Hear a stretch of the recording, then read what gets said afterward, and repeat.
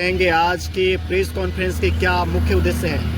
उद्देश्य यही है कि विगत मंगलवार की देर रात काफ़ी तेज आंधी, तेज गर्जन, तूफान और बारिश आई।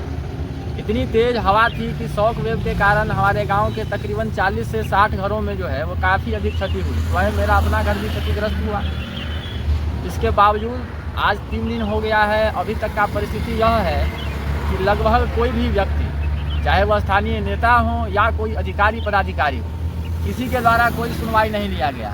स्वयं मैंने कल राजस्व कर्मचारी जी से बात किया, सीओ से बात किया, डीएम साहब से भी बात करवाया गया।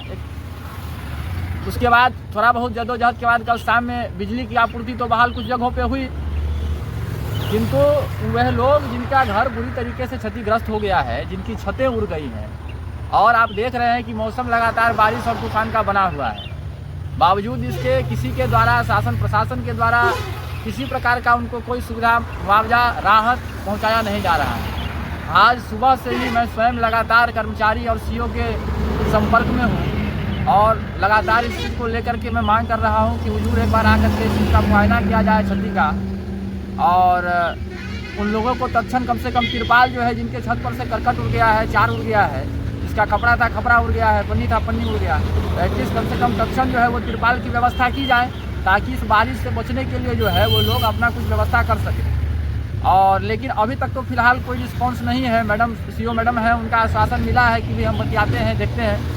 हम लोग लगातार उनके संपर्क में बने हुए हैं और हम लोग कोशिश करेंगे और शासन प्रशासन से हम लोग अनुरोध भी करेंगे कि ज़रा सा फील्ड पर आकर के कल जाँच किया जाए, देखा जाए। हम लोग वहाँ स्वयं भी उपस्थित रहेंगे और उन लोगों का ज़रा सा हाल जाना जाए कि किस प्रकार से इस बारिश में वो लोग रह रहे हैं। इस बारिश में ये तो वैसे घरों की बात कह रहे हैं कि जिनका छत उड़ गया, जिनकी फूस की मकानें थी, वो फूस की मकान जो है उजड़ गई, पानी टपकना चालू हो गया उनके घरों में, उनके लिए ये बात हो गया। लेकिन अक्सर देखा जाता है अंकित जी कि जब थोड़ी सी बरसात होती है या थोड़ी सी आंधी आती है तो वैसे में बिजली की काफ़ी समस्याएं जो है उससे लोगों को जूझना पड़ता है। बिजली जो है काफ़ी मतलब समय के बाद दी जाती है। इसमें बिजली को लेकर भी काफ़ी सारी संकट पैदा हुई। जब आंधी तूफान आया, स्वयं मेरे अपने गांव महेशवाड़ा में लगभग 7 बिजली के खंभे टूटकर गिर गए, जो अभी भी यथावत अपनी परिस्थिति में बनी हुई है, क्योंकि उस पर कोई सुधार या कोई काम किया नहीं गया, तो अभी तक सब वैसे ही पड़ा हुआ है। आप अभी भी जा कर के देख सकते हैं, जितने भी चैनल्स ने रिकॉर्ड किया है सब में जो है वो दिख रहा है, पूरा तार है 11,000 का जो रोड पर दिखा हुआ है, और लगभग 2 दिन से जो है वो बिजली गुल था। कल कई सारे प्रयासों के बाद जो स्थानीय लोगों ने स्वयं प्रयत्न किया, मैंने खुद भी प्रयत्न किया।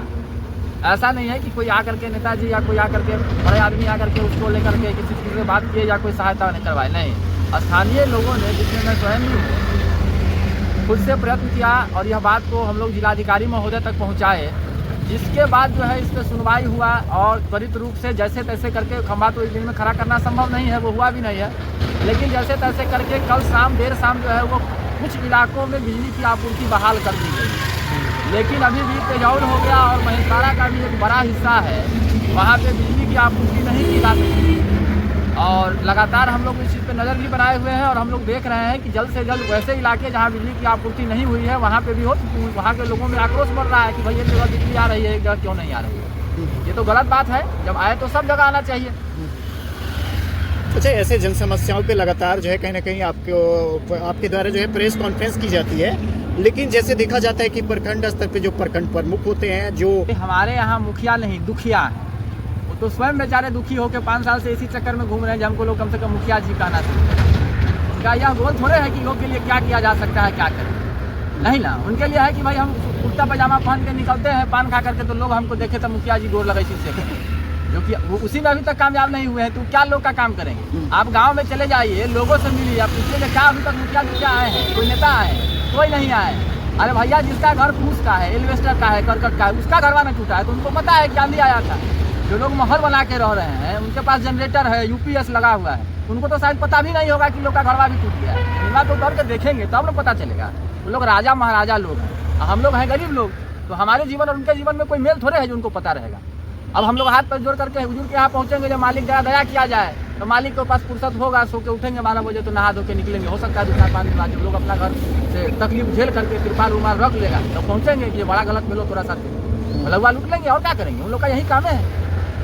अच्छा अंकित बाबू, गाय घाट विभिन्न क्षेत्रों में देखा जा रहा है कि बिजली की समस्या सबसे ज़्यादा है, जिसमें बिजली की लापरवाही भी देखा जा रहा है। कहीं तार नीचे सटा हुआ है ज़मीन से, तो कहीं पोल टेर हुआ है। इस पर क्या कुछ कहें? देखिए ऐसा है कि पहले जो है हम लोग का जो क्षेत्र है गाय घाट का, यहाँ कटरा के तरफ से जो है वो आता था, है ना, मैंने उधर से वहीं पे जो है वो सब डिवीजन हुआ करता था, वहीं से आता था, जिसको लोग फीडर कहता है, बॉक्सी फीडर से लाइन आता था। उसके बाद कहा गया कि इस संकट को तत्क्षण दूर करने के लिए बरवारी या यहाँ आसपास में फीडर बिठाएंगे तो समस्या दूर हो जाएगी। समस्या दूर हुई है, लेकिन केवल उन्हीं क्षेत्रों का समस्या दूर हुआ है जहाँ पे साहेब लोग रहते हैं। साहेब माने बड़े बाबू लोग, और जो सामान्य लोगों का जीवन है उसमें ना तब कोई परिवर्तन आया था बिजली की व्यवस्था में, ना अब कोई परिवर्तन आया है। मेरा अपना गांव बरवाली का जो फीडर है वहां से लगभग हमको लगता है 2-2.5 किलोमीटर है। अरे भाई पैदल चले तो 10 मिनट में आदमी पहुंच जाएगा। अभी तक में कहाँ है साहेब लोग? कोई तो नहीं आए हैं। तो हम क्या माने कि भाई नजदीक में फीडर बन गया तो कोई फायदा थोड़े है?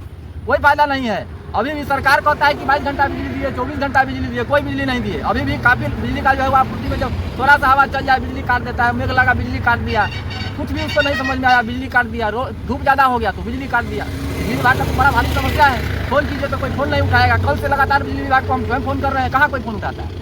कोई फोन नहीं उठा रहा है। कम से कम 100-200 बार फोन करने के बाद एक बार यही हिसाब से बात हुई।